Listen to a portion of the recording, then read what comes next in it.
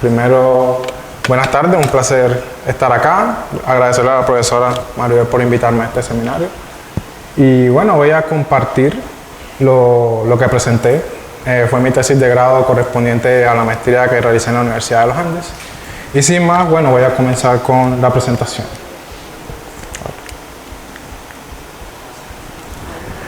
El trabajo es titulado Del barco esclavista al champán, comercio, labores, introducción y disputas judiciales de personas esclavizadas en la provincia de Antioquia a través de Cartagena y Monpós entre 1680 y 1750. Este trabajo más que todo parte de un interés particular por entender cómo fueron las dinámicas de la esclavitud en la villa de Medellín y en menor medida entender parte de estas dinámicas en la provincia de Antioquia y Nueva Granada. En líneas generales ha habido estudios que han indagado diversos aspectos sobre la esclavitud, tales como el desempeño de labores de los esclavizados, el comercio y la introducción de cautivos. Obras tales como, bueno, la conocida obra de Germán Colmenares sobre la esclavitud en Popayán, donde analiza el comercio de esclavizados en este espacio, la obra de Carlos Palacio Preciado sobre la trata de esclavizados en Cartagena, y bueno, trabajos como el de Rafael Díez Díaz, que trabaja el comercio de esclavizados en Bogotá, nos han dado diferentes avances o nos han permitido avanzar en lo que es referente al comercio de esclavizados. Sin embargo, no ha habido tantos avances sistemáticos sobre temas como las conexiones que sean posibles de introducción y distribución de los esclavizados al interior de Nueva Granada, la estructura de los mercados esclavistas y el desempeño de labores específicas en esta región. Asimismo, por otra parte, en cuanto a los aspectos sociales referentes a la esclavitud, se encuentran temas como las disputas judiciales y estrategias de libertad, sumados a temas como el cimarronazgo, los cuales han tenido grandes avances desde inicios del presente siglo. Puntualmente en estudios enfocados sobre la segunda mitad del 18, con el fin, con el establecimiento de nuevas legislaciones esclavistas y el periodo, de la independencia. Sin embargo, se ha presentado una tendencia por aislar análisis sobre procesos económicos y sociales de la esclavitud. Esto se constituye como una problemática porque considero que si se hacen esfuerzos por plantear estudios que tengan estos dos enfoques, o sea, el social y el económico, podremos tener una visión más clara sobre el fenómeno esclavista.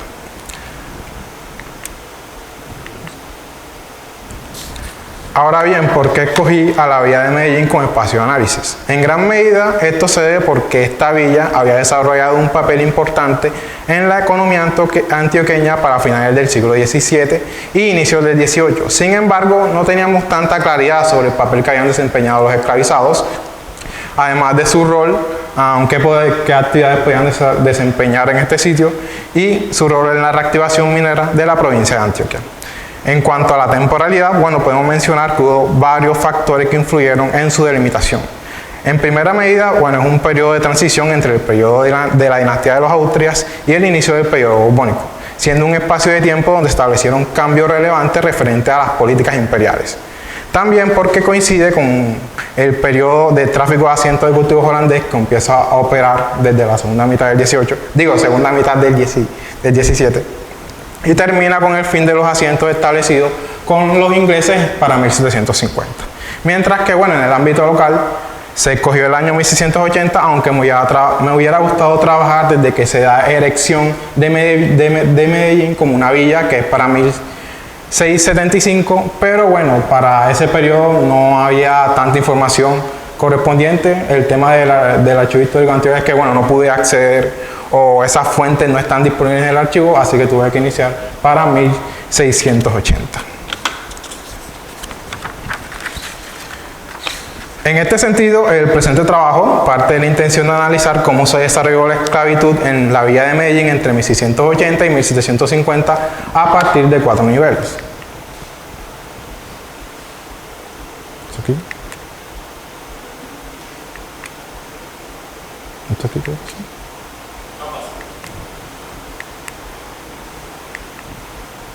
¿No funciona?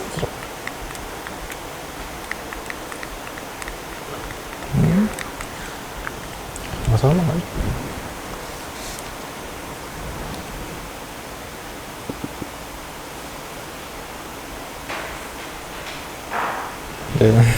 Los cuales son, el análisis empírico del comercio de esclavizados en la villa de Medellín, el estudio de las actividades laborales de los esclavizados en esta villa, la comprensión de redes y rutas de introducción de personas esclavizadas a Medellín y el análisis de disputas judiciales, estrategias para la obtención de libertad y formas de acceder a los tribunales judiciales de los esclavizados en la provincia.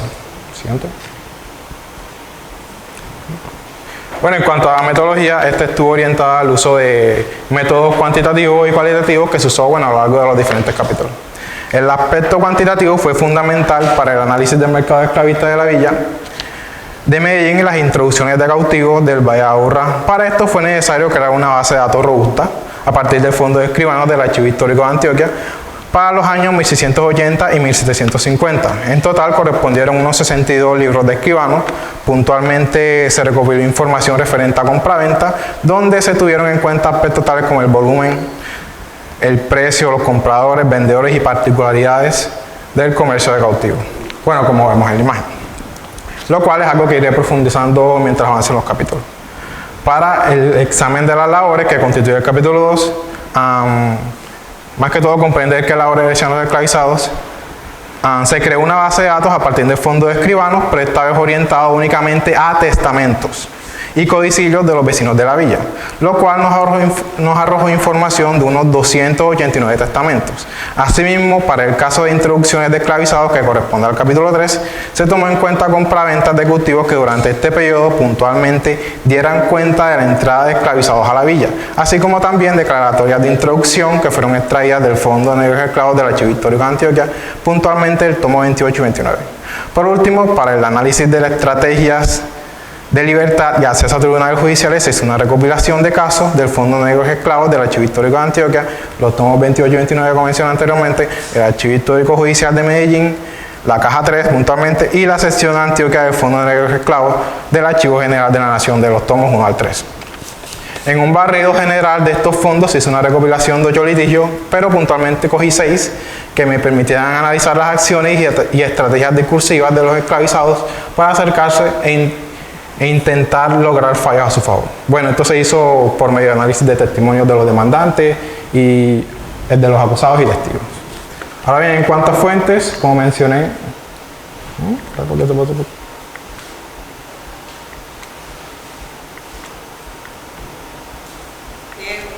miren esta cosa. No, si las baterías son nuevas. Tienes que hacerle duro apuntando como un control de televisor. Le haces duro, ya.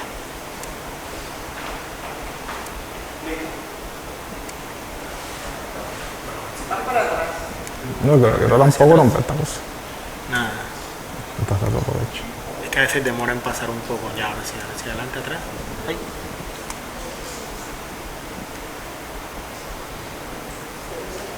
No fue que lo pasamos. No, entonces yo lo voy a hacer aquí. Sí, sí. Allí mejor. Ajá, para evitar eso.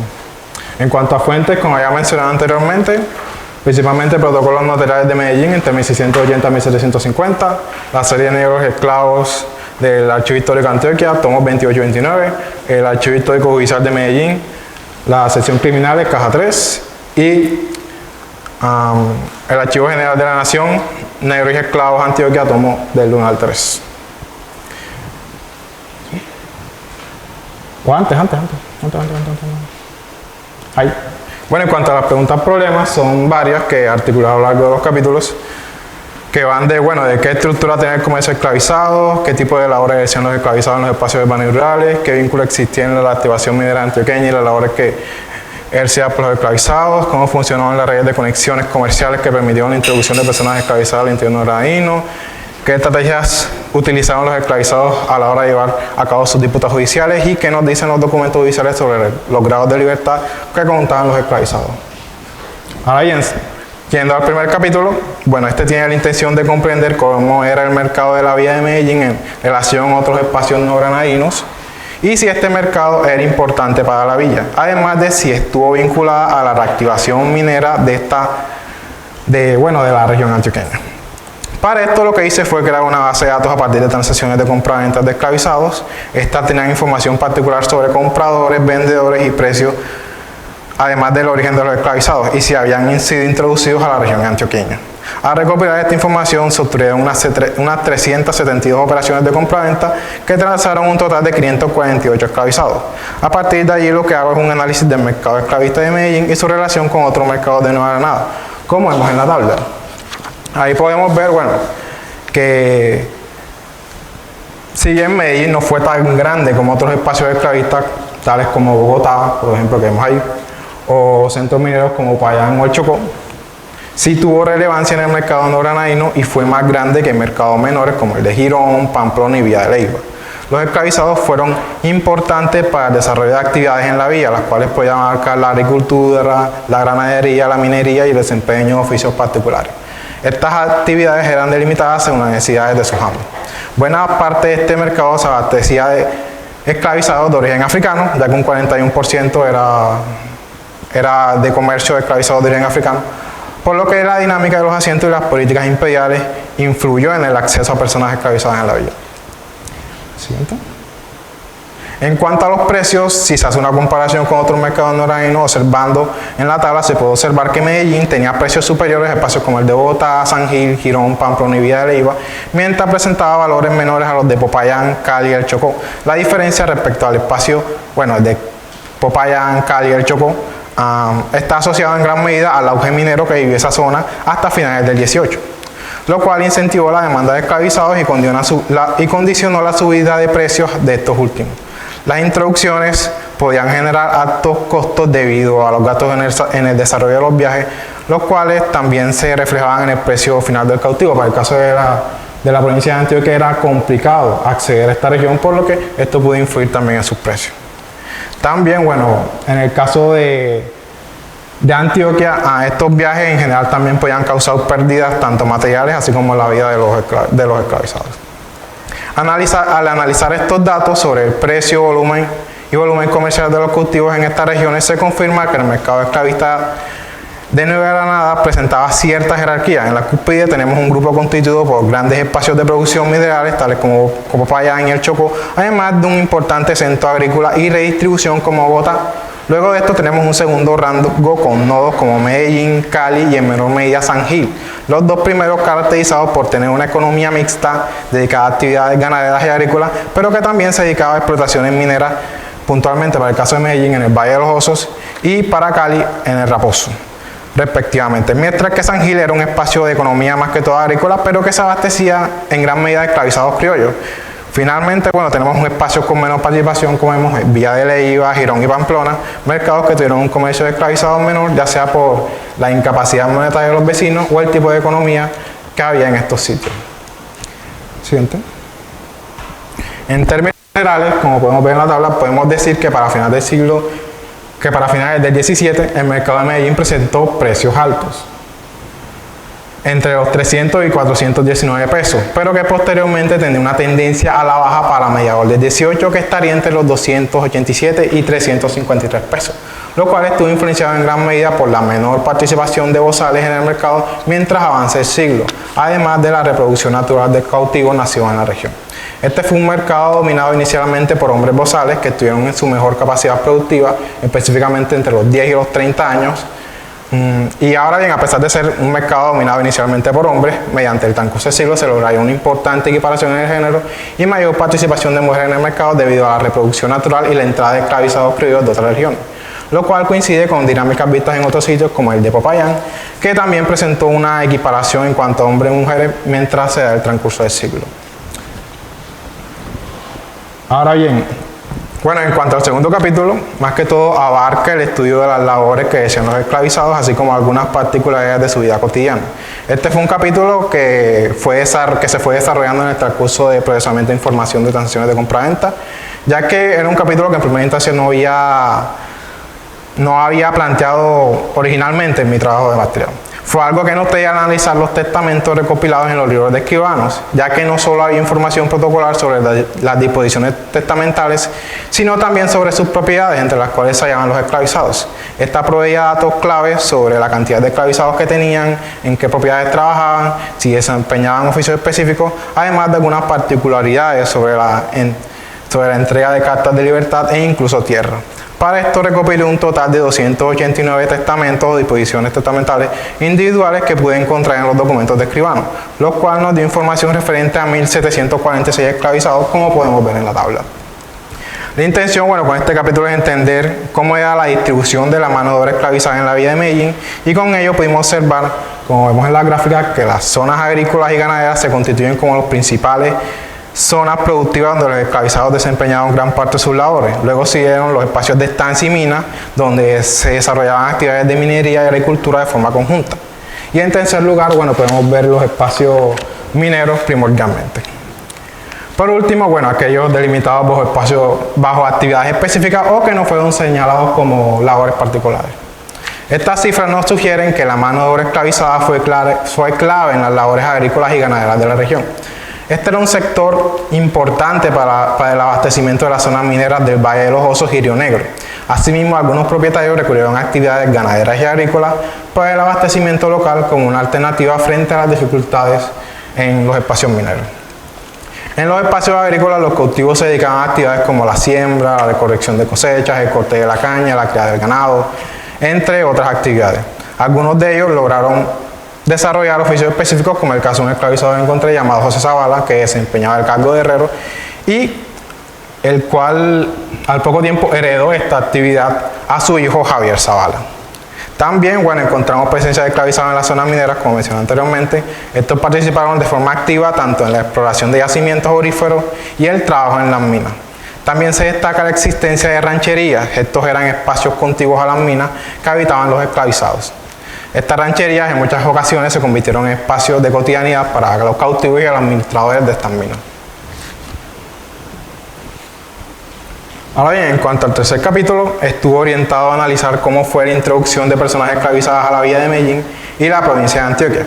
Para ello empleé la base de datos de compra-venta de esclavizados de la villa de Medellín, la cual utilicé para el comercio, pero más que todo lo orienté a información correspondiente a la introducción de cautivos provenientes de otros espacios. Sumado a esto, también tomé declaratorias de introducción del Fondo Negro y Esclavos, y con esto en total filtré información referente a unos 260 esclavizados movilizados en unos 93 viajes específicos. Estos casos en general consignaban el número de esclavizados que introducían, su origen, los asentistas participantes, las particularidades de los viajes y en ocasiones el impuesto que se pagaba por el traslado de los cultivos al interior de Antioquia. También, se tuvo en cuenta la participación de vecinos y comerciantes que integraban estos espacios regionales. Uno de los aspectos principales que quería abordar era el origen de los esclavizados. Para realizar esto, lo que se hizo fue combinar información que recopilé sobre el origen étnico-lingüístico de los esclavizados en Medellín con diferentes modelos empleados para imitar el posible origen de los africanos. Puntualmente escogí el modelo de Félix Curtin, al que vemos aquí a continuación. O sea, es un modelo, considero que es el modelo adecuado, ya que nos da más detalles sobre los lugares de origen de los cautivos. Es un modelo que divide el espacio africano en 8 grandes zonas geográficas y nos permite ver que Medellín recibió cautivos de todas estas regiones, a excepción de la parte que comprende el sudeste africano. Además de que presenta ciertas similitudes con el mercado de Popayán y Bogotá, que también recibió un importante contingente de africanos del Golfo de Benín y África Central. También este capítulo consistió en analizar las particularidades del viaje transatlántico, la llegada al puerto de Cartagena y su factoría, además de las condiciones de llegada al puerto cartagenero. Luego de esto, lo que intentamos entender es cómo se desarrolló la introducción de cautivos a Medellín, y para hacer esto fue importante analizar a los comerciantes y vecinos que realizaban estas introducciones. Al analizar casos como el del vecino de Monposto, Río de la Toricazo, que introdujo unos 51 esclavizados al interior de Nueva Granada, pudimos notar que esta no era solo una simple ruta de Cartagena con destino a Medellín, sino que fue un proceso más complejo que implicó la conformación de redes comerciales entre vecinos, comerciantes y funcionarios locales para poder abastecer sus regiones de cultivo. Siguiente.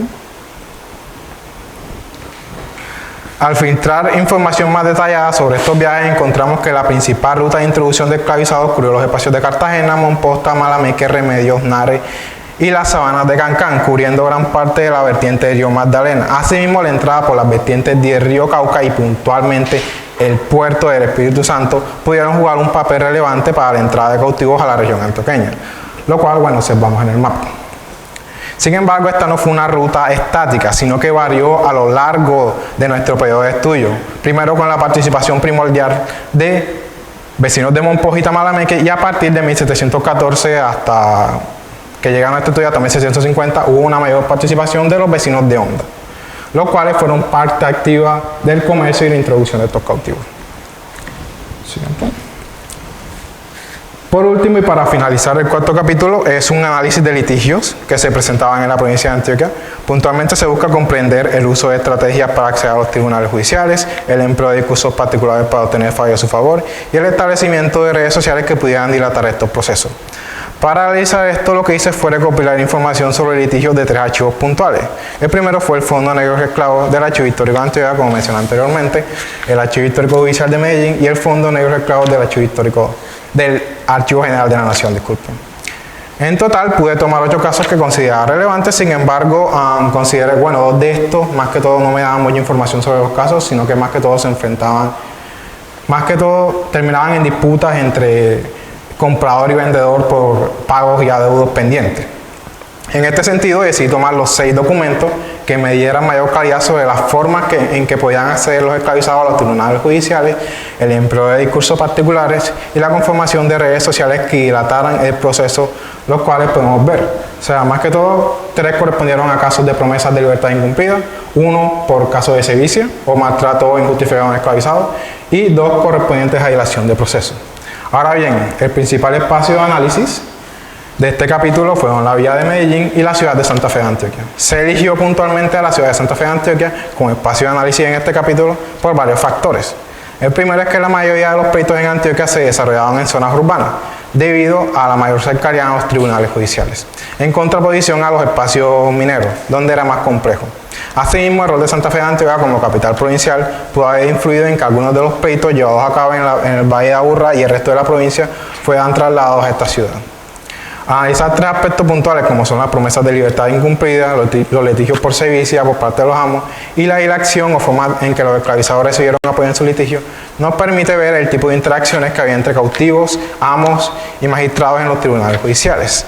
Asimismo, nos permite ver el tipo de discursos que podían emplear los cautivos junto con sus defensores, tales como, bueno, uno de estos casos es el caso de Mayra Jorge, una esclavizada que basó su reclamo por sus buenos servicios prestados en el caso que juzgó por una promesa de libertad incumplida y su ama había fallecido, por eso establece este caso. O el caso de Felipe Delgado, que legitima su reclamo de libertad por haber servido en la defensa de la corona para poder recuperar su libertad, ya que ésta había participado en la defensa de Cartagena cuando Pontoise atacó la ciudad en 1697. Además, bueno, de la presentación de testigos puntuales que declararon en favor de estos esclavizados. Esto nos ayuda a limitar que en estos tribunales judiciales de la provincia, más que todo se convirtieron en lugares idóneos para reclamos contra abusos, maltratos y obtención de libertad, así como en casos puntuales la ayuda de sus amos funcionarios, más que todo para que los ayudaran a dilatar estos procesos y con ello lograr fallos, ya sea en contra o a favor de estos cautivos. Siguiente. Por último, bueno, en conclusiones finales. Primero, el comercio de esclavizados tuvo un papel fundamental en la villa de Medellín. El mercado local no llegó a ser tan significativo como el de importantes centros mineros de Popayán, Chocó o Bogotá. Sin embargo, tenía un rol determinante para el abastecimiento de las zonas mineras, puntualmente en el Valle de los Osos, que venía siendo parte de la recuperación y posterior auge minero de la provincia de Antioquia. En particular, este estudio ha mostrado que el capital invertido en el mercado de cultivos fue importante en el posterior despegue minero antioqueño. La historia de la esclavitud en la provincia de Antioquia, específicamente en la villa de Medellín, no es una historia delimitada únicamente a las labores en zonas mineras. Los cautivos fueron importantes por su presencia en unidades mixtas de baja escala en las que laboraban estos esclavizados. Los esclavizados desempeñaban labores en espacios agrícolas y ganaderos, donde fueron importantes para el abastecimiento de las zonas mineras del Valle de Aburrá, del Valle de los Osos, y Río Negro, además del abastecimiento local de la villa, lo cual es similar a dinámicas económicas vistas en otros espacios no granadinos como el Caleño, que también operó como un sitio para el aprovisionamiento de zonas mineras. Tercero, un porcentaje de los esclavizados empleados en diversas actividades en Medellín fueron introducidos por una ruta que abarcaba los espacios de Cartagena, Monpós, Tamalameque, Remedios, Nara y Cancán. Esta ruta iba a cierta integración regional donde comerciantes y autoridades locales establecieron acuerdos para la introducción de cautivos con la intención de generar ganancias. El comercio esclavista no se desarrolló como un mero enclave entre Cartagena y Medellín, ya que existían diversas redes y actores que ponían en cuestión la imagen historiográfica que se ha construido sobre la internación de cautivos al interior no granadino. Y por último, bueno, que los tribunales de la provincia de Antioquia, específicamente los de las villas de Medellín y la ciudad de Santa Fe de Antioquia, fueron espacios donde los esclavizados pidieron hacer reclamos para la obtención de su libertad e intentar poner fin a los abusos establecidos por parte de sus amos. Asimismo, a pesar de diversas complejidades que pudieron tener, encontraron medios para poder tratar sus casos en estos juzgados. En los tribunales judiciales, los esclavizados utilizaron diversas estrategias, como la presentación de testigos específicos, el empleo de cierto tipo de discursos y la defensa ante descalificaciones, en los cuales pudieron tener diversos veredictos. Muchas gracias.